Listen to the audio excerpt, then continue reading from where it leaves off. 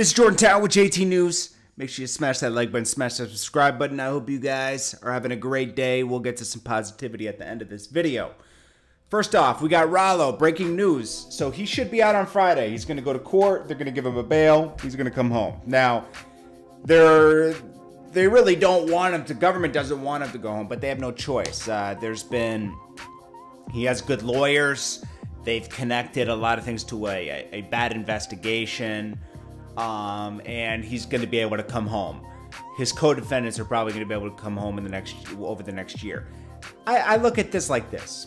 Ralo, I said this from the beginning.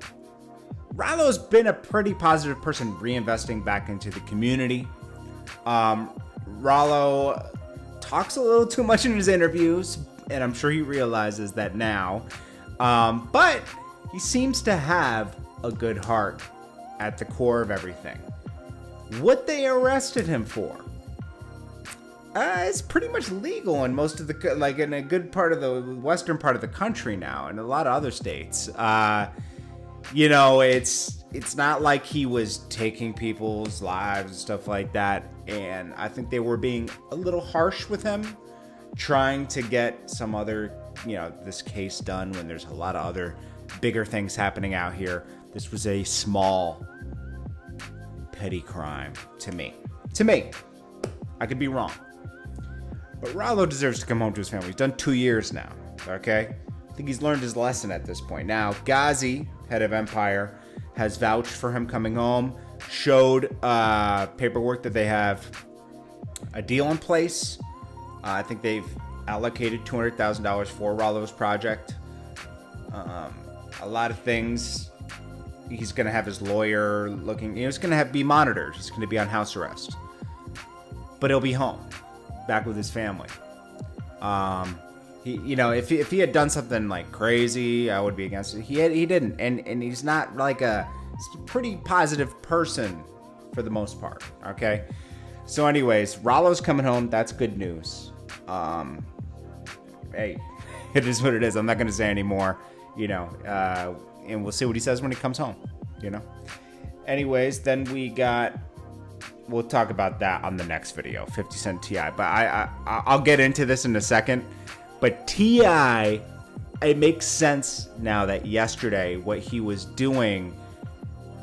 Okay, so when I reported that Yayo pressed his friend, okay, that happened at 50 Cent's birthday party. His friend got on with T.I.'s friend got on with him, and they had to make a big thing of it because I'm sure that Yayo said, how is 50 Cent gonna go on a battle, like a battle with T.I., who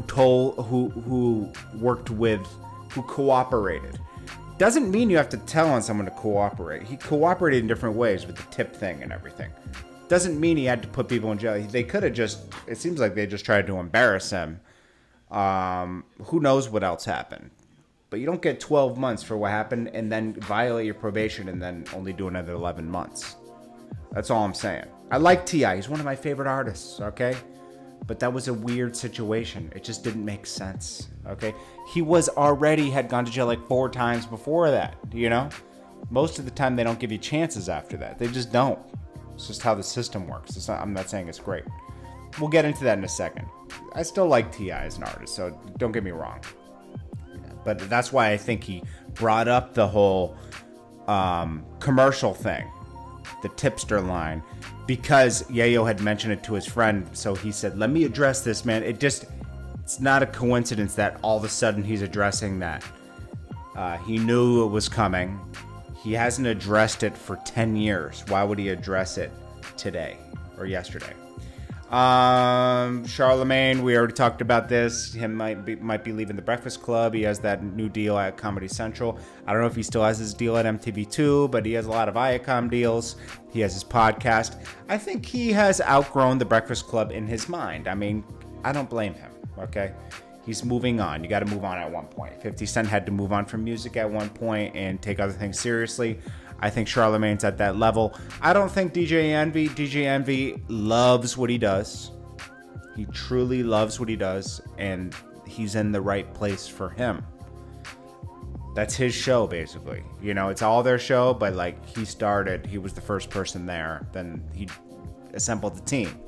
Angela Yee, she has this. She has another show. She goes on these tours.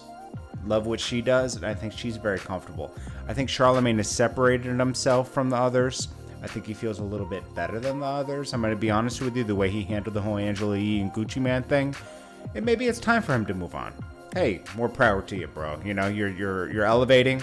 That's always a positive thing, okay? They're all doing really great things.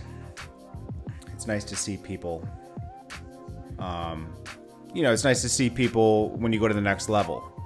You know, it's hard to do.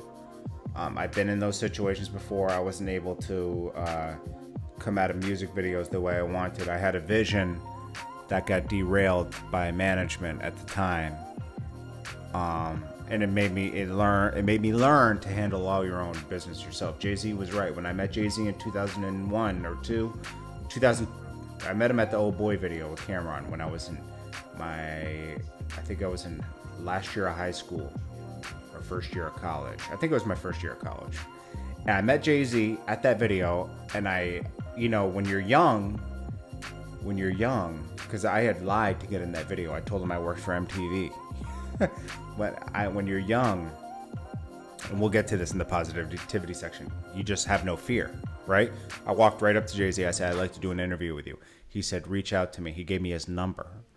And I said, don't you have a manager? He's like, I'm my manager. I was like, whoa. Now I get it. Now I get it. He was at a point where he was handling his own business. Young Thug goes back at Pusha T. Pusha T responded to Young Thug saying, I got you on this album. I don't care what you think.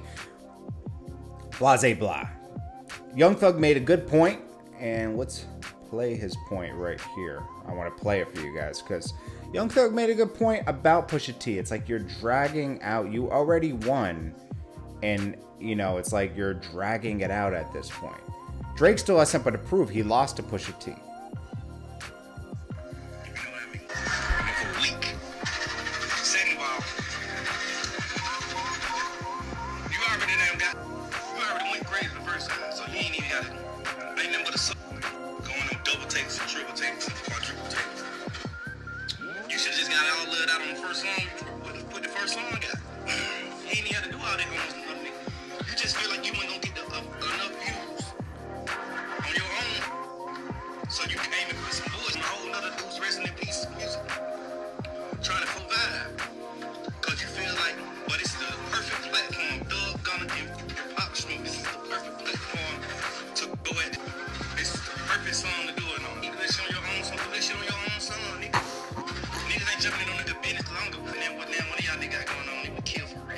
Yo, why does Young Thug always add some like stuff at the end that's too real?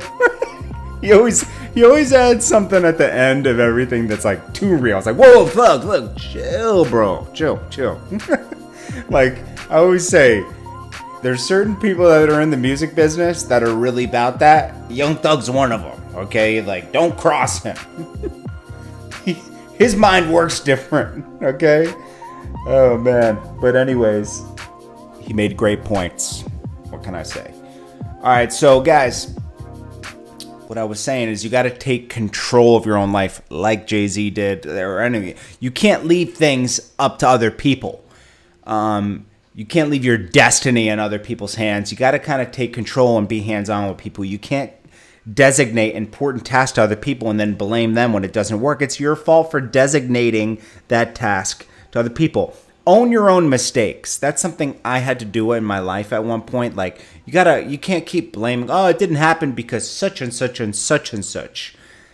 Listen, once you start owning your own mistakes and you really start just taking control of your life, I promise you things will just feel better, you know?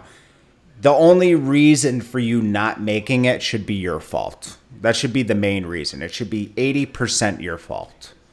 There is the 20% factors in there that, hey, you didn't get the $300,000 from mommy and daddy because mommy and daddy don't got $300,000 like Jeff Bezos. Jeff Bezos, mom and dad bailed him out with $300,000 when Amazon was failing in 1995, okay? We don't all got that. I don't got that either, okay? But other steps like, you know, just a deal going bad because you didn't handle it yourself and somebody else misstepped on it, that's something you can have control over. So anything you can have control over, take control of it. Don't leave things up to other people. Don't blame other people for things not happening. That's kind of a weak mentality. You can't be weak out here. You got to be strong and own your mistakes. Own your destiny. I appreciate you guys so much. Stay focused and stay consistent and stay trying, even if it's not working. No doesn't mean no. No means try again until you get yes. If someone says no to you, try again. What do you have to lose? Nothing. They already said no. What are they going to say? No! They're going to say more? They're going to yell at you? What, are you going to cry? Nah. You're going to try again until they say yes. And that was my mentality in my 20s. As you get older, you start to realize, like, your ego starts to come into play because you've had wins under your belt. And then your ego, ego can be your worst enemy. If you can overcome your ego, you're golden. You're golden. If you don't care what people think, I mean, you could be crazy at that point, but you shouldn't really try to care what other people think. You shouldn't care about just how people judge you. You should just move forward and just try your best. I love you guys. You're worth it. You're capable of anything. And I will check you guys on the next one. Smile today. And I appreciate you guys. It's Jordan Tower with JT News. Make sure you smash that like button, smash that subscribe button, and I'll check you guys in the next one.